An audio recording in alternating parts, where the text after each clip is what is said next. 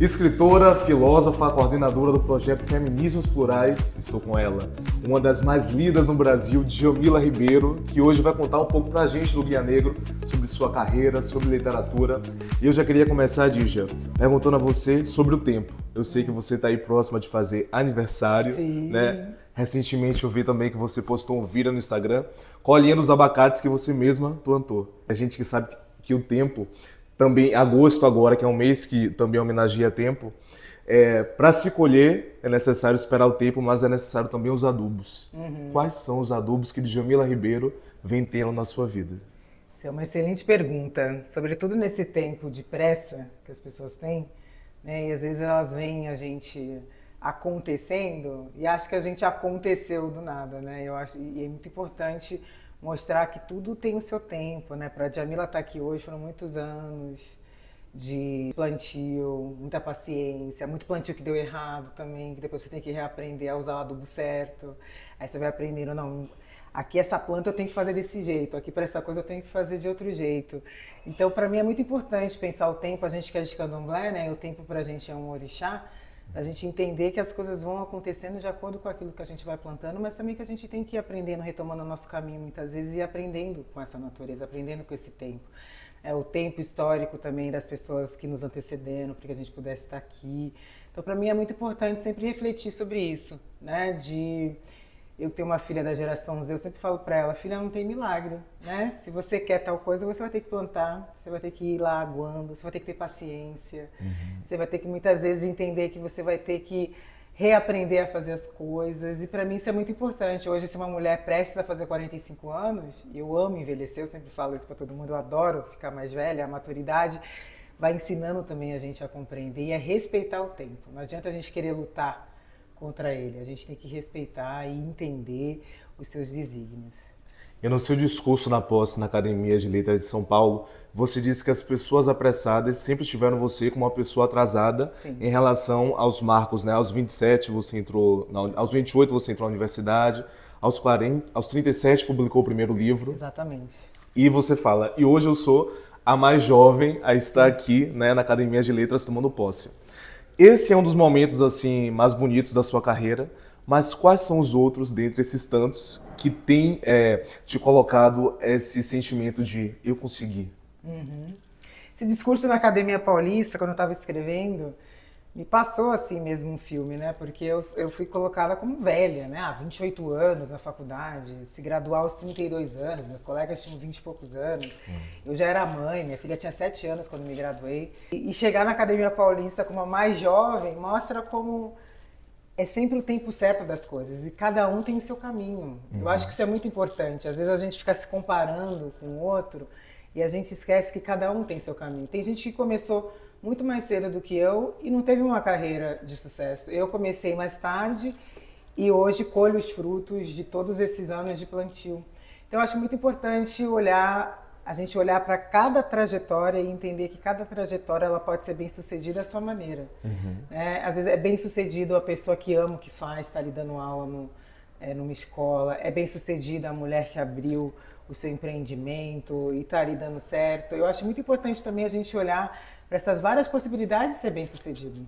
Ser bem sucedido é você muitas vezes amar quem você é, não tem só a ver com essa coisa da ostentação que eu acho que as pessoas acreditam que ser bem sucedido é isso. Para mim hoje, quando as pessoas falam, você se considera uma pessoa bem sucedida, eu me considero, claro, no sentido de ter conquistado o que eu conquistei vindo da onde eu vim, inegavelmente, mas por eu ser uma mulher saudável, isso para mim é importante, como uma mulher negra, a gente sabendo de todos os adoecimentos que atravessam as mulheres negras, eu poder ser uma mulher hoje feliz, uma mulher que está bem consigo mesma, uma mulher que ama ser mãe, uma mulher que ama ficar em casa cuidando das suas plantinhas, ou ser bem sucedido para mim, às vezes é passar um fim de semana fazendo só as coisas que eu quero fazer, porque a gente sabe que a gente tem que fazer um monte de coisa. Então eu valorizo essas pequenas vitórias e reconheço tudo isso como parte de também ser bem-sucedida e não só olhar para aquilo que às vezes as pessoas pensam que é ser bem-sucedida, que é ter um bom carro, ou enfim, ficar ostentando nas redes sociais. E eu acho que ser bem-sucedido também é materializar os sonhos que você tem. Porque, Exatamente. assim, como seu leitor te acompanhando, você era fã de Milton Nascimento E de repente você tá no documentário sobre o cara sendo não amiga dele, né? Praticamente não, amiga dele. Maya Angelou era uma pessoa que você lia os poemas e se inspirava e depois você faz o prefácio do livro dela. Então, para nós que acompanhamos isso, também consideramos que isso vai ser bem sucedido, porque é materializar aquilo que Nossa, você via. excelente. Materializar aquilo que você um dia já visualizou. Exato. Né? E mesma coisa com a Toni Morrison, que é minha escritora favorita, que eu escrevi o prefácio do Olho Mais Azul. Para mim foi uma das maiores honras assim, da minha vida. A primeira vez que eu sentei do lado do Milton Nascimento, eu não conseguia falar. Eu ficava assim, ai meu Deus, é o Milton Nascimento. O Djavan também, de poder estar próxima das pessoas que eu sempre admirei. Isso para mim realmente é realização de sonhos, assim. É muito bonito a gente conseguir materializar isso. Por isso que eu adorei essa pergunta. Ser bem-sucedido é isso. Às vezes você está perto dos seus ídolos, de você estar ao lado dos seus ídolos, de você poder conviver com eles, de trocar com eles. Isso para mim, a Chimamanda, uma pessoa que eu admirava sempre, e eu a conheço em 2022, e ela chega e fala, vamos trocar contato. E ela se oferece para me ajudar e ela escreve o prefácio do Lugar de Fala em inglês. Eu tenho um prefácio da Chimamanda e eu fico, gente, as pessoas ficam, como é que você conseguiu um prefácio da Chimamanda? Eu falo, ela ofereceu. E as pessoas ficam, como assim ela ofereceu? Eu falei, pois é, então essas coisas para mim são coisas que às vezes eu paro e penso também. Eu falo, gente, eu tenho um prefácio da Chimamanda. Gente, eu tô indo na casa do Milton Nascimento. Acho que até hoje são coisas que eu ainda, uau, que importante, que bonito de eu conseguir vivenciar isso. Assim. Ser bem-sucedido também é entrevistar os seus ídolos. Portanto, eu agora estou extremamente bem-sucedido. Voltando a esse tema, né, no Dia da Mulher Negra, uma das temáticas que você mais coloca nos seus livros é a necessidade da humanização dessa mulher, né? Que Maya Angelou, inclusive, no livro, ela coloca como concretas em sua labuta, mas surreais em sua natureza humana. E aí, em paralelo a isso, eu também queria trazer Bell Hooks, intelectual que você também estuda, e no livro Ensinando o Pensamento Crítico, no ensaio sobre mulher negra e acadêmica, ela diz o seguinte: é um esforço constante para mulheres negras em posição de autoridade a afirmar poder e, ao mesmo tempo, desviar das projeções negativas que confirmariam todos os pressupostos de que elas seriam megeras. Já houve algum momento na sua vida, midiaticamente, que quiseram formular essa imagem da Djamila como uma mulher dura, austera? Nossa, muitas vezes. E arrogante. Isso foi uma coisa que, uns anos atrás, né, eu não podia falar nada que virava assunto. Né? Era uma perseguição assim, absurda, um incômodo com esse lugar. E tentaram me colocar como uma mulher que maltratava as mais jovens, que eu era arrogante. E aí as pessoas me encontravam nos eventos e falavam, nossa, mas você é tão legal. E eu falava, ué, mas por que eu não seria? Não, porque ficam falando. Então tentaram construir essa imagem de que eu era uma pessoa metida e arrogante e que não sei o quê. E eu ficava, bom, no começo me irritava muito. E depois com o tempo, né, de novo o tempo, né? O caçador, eu sou filha de Oxóssi, né? Oxóssi não tem pressa, né? Exato. Então a gente vai fazendo o nosso trabalho, de repente as pessoas vão te encontrando, vão te vendo, depois as pessoas vão falando, nossa, não era nada daquilo, que aquelas pessoas estavam falando no Twitter, e falam, você tem que tomar cuidado, que essas pessoas estão falando a mão de outras pessoas, que estão com incômodos de ver uma mulher negra independente, porque por mais que eu seja uma pessoa progressista, e sempre fui nos meus posicionamentos, eu não sou vinculada a nenhum tipo de instituição, não sou vinculada a partidos. E no Brasil tem muito esse incômodo com mulheres negras que querem se manter independentes, né? Que não querem estar necessariamente com o rabo preso com A, B ou C. Sim. E eu pago esse preço por ser uma mulher independente. Então incomoda. Então tentou-se criar essa imagem, né, da Djamila megera, da Djamila, ai, nossa. E eu, até o dia que eu internalizei, falei, bom, eu sei que eu não sou isso. E a gente, às vezes, também tem que parar de querer responder aquilo que as pessoas estão querendo dizer que a gente é. Sim. Porque senão você fica ali, muitas vezes, daqui a pouco você vai acreditar que você é aquilo, será que eu sou? Eles querem entrar na sua mente. Então, por isso que eu sempre digo, você tem que saber quem você é. Quando você sabe quem você é, não adianta o que as pessoas vão dizer, nada disso vai importar, porque você precisa saber a sua verdade, e aí a sua verdade ela vai transparecer. E aí não tem como, né, as pessoas querem sustentar um tipo de ideia sobre você quando você tem certeza de quem você é. Perfeito, exatamente isso. Uma outra coisa que você também tematiza muito nas suas obras é a questão de tentarem infantilizar pessoas que são silenciadas. E aí no Pequeno Manual Antirracista você chega a dizer: lembro que uma vez, quando trabalhava como secretária numa empresa do Porto de Santos e fiz algo bastante corriqueiro, respondi a um e-mail. Fiquei surpresa ao ver a reação de alguns colegas que me aplaudiram por eu ter escrito bem um texto. Eu havia cursado 3 anos de jornalismo, já tinha publicado artigos em revistas e jornais, portanto, um e-mail não era motivo para aplausos. Ainda hoje, quando você chega em algum lugar, as pessoas ficam admiradas com essa sua capacidade que você tem. Você é uma filósofa, né? Como esperar menos de uma pessoa que é uma filósofa, que tem vários livros, que ela não se porte bem, que ela não comunique bem. Então ainda hoje existe essas pessoas que ficam: nossa, como você fala bem, como você tem essa capacidade e como você lida com isso. Você acredita? Até hoje tem. Às vezes eu fico, Jesus. gente, eu tô surpresa de vocês estarem surpresos, né? Muitas vezes. Sobretudo quando começou esse reconhecimento internacional. E aí muitos brasileiros, né? Olha, nossa, você foi convidada para dar aula nessa instituição? Eu fui. Você, como é que você foi? Você tá nervosa? Você ficou surpresa? E eu falei, eu não, nem um pouco. Aí a pessoa, não, não, eu sou boa no que eu faço. Aí a pessoa, ai, nossa! E aí, às vezes as pessoas tomam isso como arrogância. Uhum. E eu aprendi, né, que a humildade não é essa coisa, ah, imagina, isso daí é falsa humildade, né? A humildade é você aceitar o real. Então tem coisas que eu sou excelente, qual que é o problema de eu dizer que eu sou? Tem coisas que eu não sou, eu vou dizer eu não sei. Isso é verdade, no que eu sou boa, no que eu não sou boa, eu não sou boa. Né? E eu tenho um trabalho, eu tenho livros traduzidos para vários idiomas, por que que eu ficaria surpresa?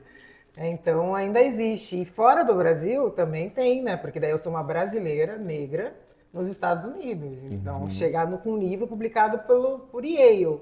Eu ouvi de americanas, de professoras brancas, como é que você conseguiu um livro publicado por Yale? Eu não sou publicada por Yale, eu que sou americana. Então isso também acontece nos Estados Unidos, assim como ela é brasileira e ela tem um livro publicado por uma das melhores universidades e eu que sou americana, branca, não tenho. Ou como é que você conseguiu um prefácio da Chimamanda? Elas dizem, eu, oxe, conseguindo.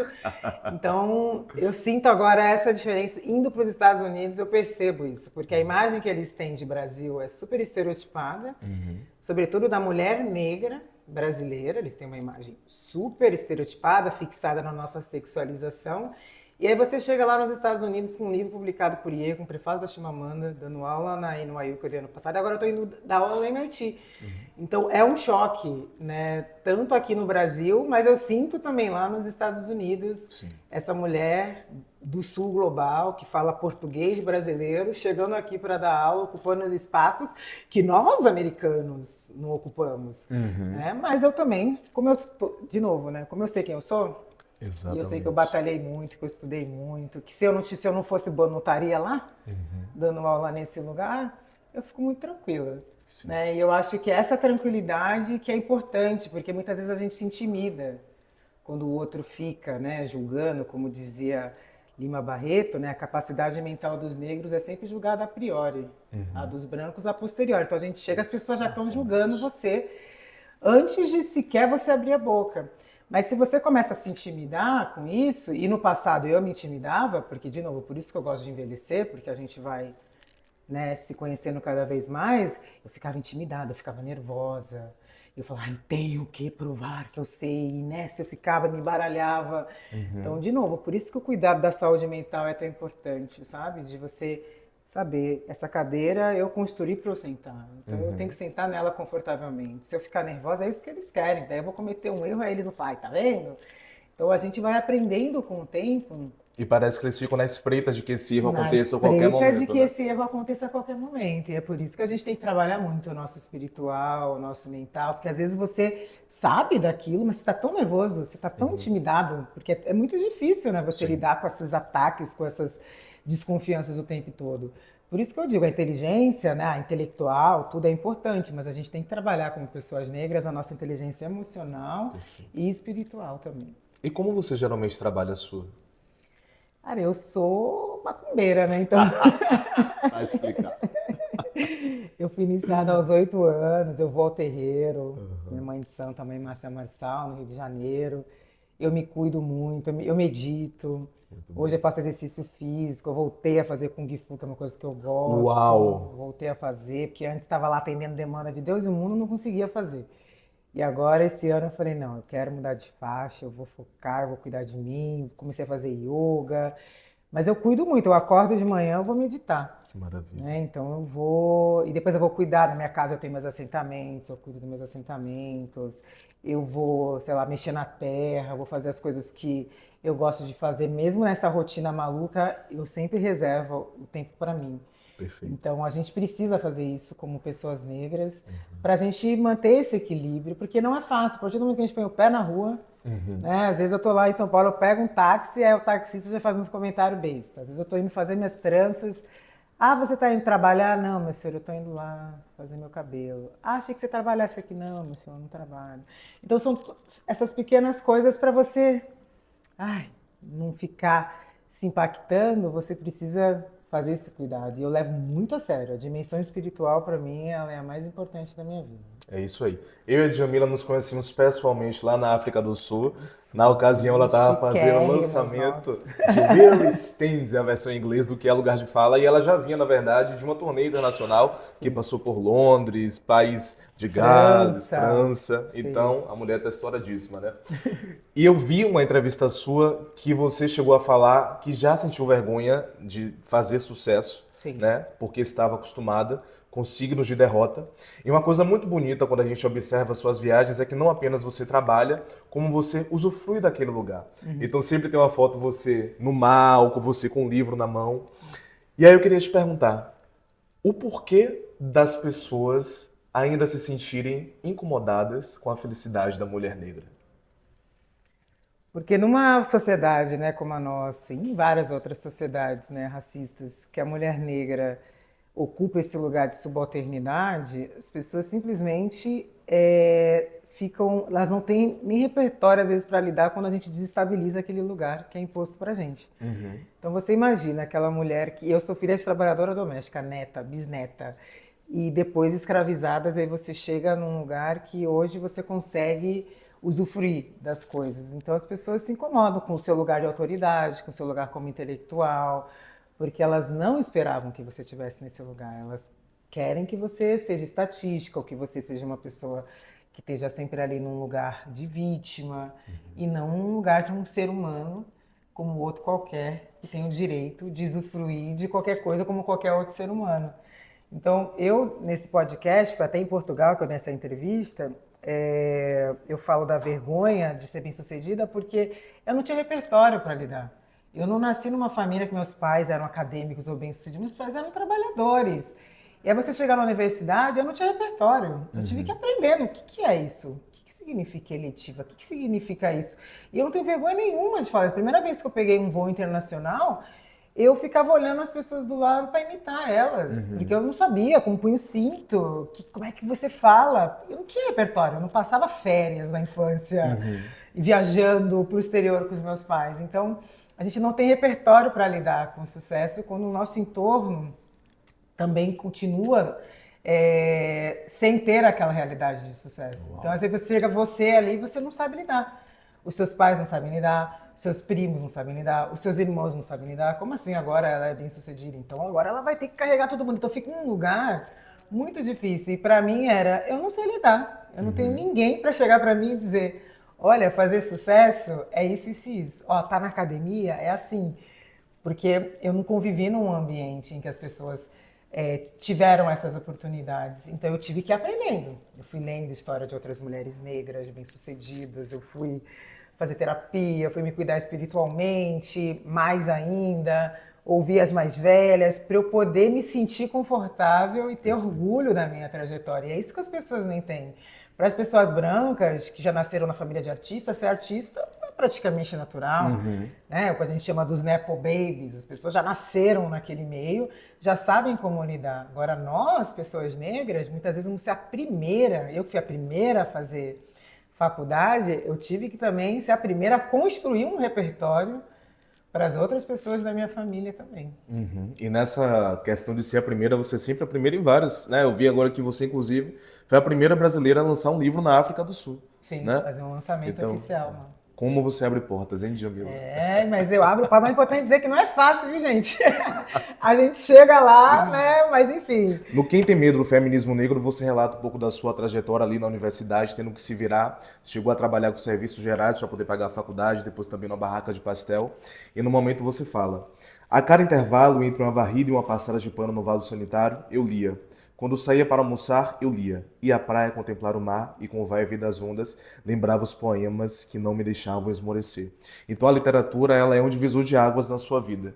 Como que você enxerga hoje as dificuldades do acesso à literatura, sobretudo no Brasil, em que muita gente não lê ou é estimulada a achar que literatura é algo enfadonho ou que não é para eles? É uma boa pergunta, porque saiu uma pesquisa recente, né, que diminuiu o número de leitores no Brasil, né? E isso se dá também a toda essa questão hoje de rede social, as pessoas pressa, às vezes é um vídeo mais longo, a pessoa não quer ver, né? Então, os mais jovens, sobretudo. Então, acho muito importante a gente continuar estimulando. Eu acho que iniciativas como a que você está empenhada, de uma feira do livro em Boipeba, olha que importante de você construir uma feira do livro ali, de trazer os autores locais, de convidar pessoas, iniciativas de bibliotecas comunitárias, projetos literários. É muito importante descentralizar, né, porque geralmente fica só nos grandes centros, né, para que as pessoas entendam que isso também é um direito delas, porque também tem um outro lado que se criou uma ideia de que a literatura é só para pessoas supostamente muito inteligentes e que a gente sabe como essa visão elitista, a gente quebrar com essa visão elitística, de que é elitista, de que a literatura ela é para o povo. Exato. Então, eu acho muito importante que a gente, apesar desse cenário, a gente vá construindo essas iniciativas, siga construindo, né? Eu coordeno um selo literário, já publicamos 27 títulos e viajamos por várias regiões do Brasil, no interior, para várias norte, nordeste, porque a gente como sudestino fica focando só no sudeste, então para mim era importante romper com esse ciclo sudestino e a gente fez lançamentos em tudo quanto é lugar do Brasil por causa disso, porque eu acho que a gente tem que aproximar mais das pessoas e entender que falar com as pessoas, a literatura não é falar para, é falar com. Exato. Né? Porque você está lendo, você está ali sendo afetando e sendo afetado. E que não é romper com essas hierarquias que tentam se criar, né? De que a literatura está aqui, você está ali. Não, a gente se encontra. A literatura me salvou. Muitas vezes, sobretudo a literatura de mulheres negras, me salvou e me mostrou várias possibilidades, né, de existência, outras possibilidades de vida. Mesmo quando, naquele momento da minha vida, o que estava ali se apresentando era muita dureza, a literatura ela me mostrou essas frestas de doçura, de liberdade. E isso para mim é muito importante. Por isso que, de novo, eu parabenizo iniciativas que você está envolvida e tantas outras pessoas que continuam acreditando, né, e lutando para que a literatura chegue a mais pessoas possível. E vamos continuar. E vamos continuar. Inclusive, esse ano, que é Lugar de Fala, vai fazer 8 anos. Olha só meu livro, como ele é da primeira edição. Entendeu? Eu comprei assim que você lançou, como ele tá velhinho. Mas eu acho lindo esse livro. E eu fiz uma resenha dele na época pro site Mundo Negro, assim também como eu fiz uma resenha do Cartas para Minha Avó. Enfim, 8 anos. E ainda tem gente que se confunde no conceito do que é lugar de fala. Por que você acha que isso acontece, Djamila? Olha, quando eu lancei esse livro, ele gerou muito incômodos, né? Então, as pessoas deliberadamente, teve grupos que deturparam deliberadamente, entendeu? Justamente porque estavam incomodados, porque de fato, um livro que está falando de poder, né? De que linguagem é poder, que a gente precisa criar uma pluralidade, romper com a voz única. Claro que vai incomodar aqueles que sempre estiveram naquele lugar. Então, deliberadamente, eles começaram a criar um monte de falsas narrativas sobre o livro. Mas o que me deixou feliz depois, com o passar do tempo, foi que as pessoas começaram a ler o livro e diziam: você não leu o livro, você está falando a besteira. Exato. E eu nem precisava mais falar isso. Esse movimento também que existiu foi muito forte. Eu vou lançar agora esse ano, daqui o spoiler, a versão ampliada do Lugar de Fala. Eba! Pensando todos esses 8 anos, como que a discussão se deu e... Tô terminando, hein, editora? Já quero dar a primeira resenha de todas do livro, por favor, pelo Guia Negro. Lá vem aí a nova edição ampliada. Acho que justamente refletindo sobre essa discussão nesses anos todos, né? Porque o Lugar de Fala foi o livro que me abriu portas para o mundo, né? Foi sempre minhas primeiras traduções para todos os países que eu tenho. E eu fico feliz de chegar nesses outros países com esse conceito. e que tá muito popular no Brasil, mas é interessante chegar nos Estados Unidos, que não é popular, e ter que explicar ele do início, porque as pessoas ainda não conhecem.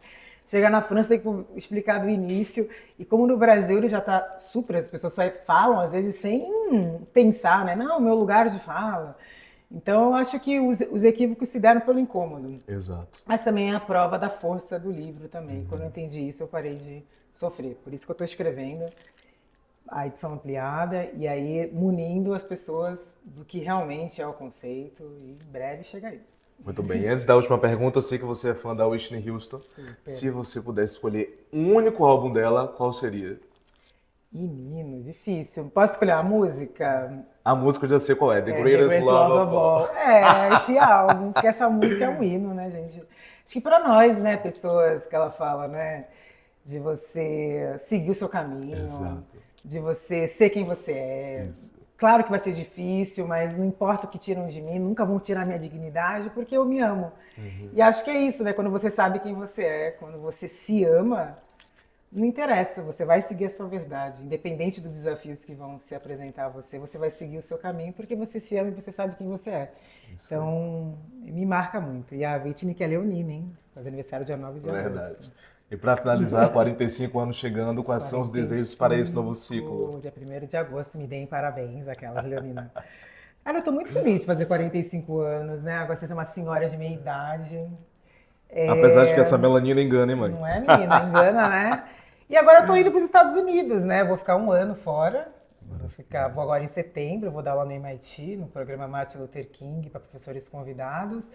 E acho que é bonito isso de mostrar para as mulheres negras, acho que a mensagem é essa, né? De que nunca é tarde. Muitas de nós só foi ter oportunidade de estudar mais tarde na vida porque a nossa primeira preocupação era a sobrevivência. Então, cada uma tem seu tempo. E eu estou indo agora com 45 anos, muitas pessoas vão mais jovens. E não tem tempo certo, né? O seu tempo é o seu tempo, o seu caminho é o seu caminho. Então, estou indo agora há 45 anos dar aula nos Estados Unidos por um ano, nas melhores universidades do mundo. Yes! Um livro publicado em inglês. E é isso, gente. Cada um tem seu tempo, cada uma tem seu caminho. Nós, mulheres negras, precisamos entender isso e seguir, né? Independente dos barulhos que tentam nos impedir de seguir nossos caminhos. E já vai ganhar um presente de aniversário. Vou te presentear com o meu livro antes que o mar se inicie, porque eu sei que você ama o mar, ama contemplar o mar. Eu espero que essas poesias te inspirem. Ai, poesia! Exatamente. Eu admiro muito quem escreve poesia nesse país. Pois bem, então presentinho de aniversário. Parabéns, muito obrigado, querida. Entrevista maravilhosa. Obrigada. E acompanha aí, porque eu vou fazer a primeira resenha da edição do Que é Lugar de Fala. Chegando.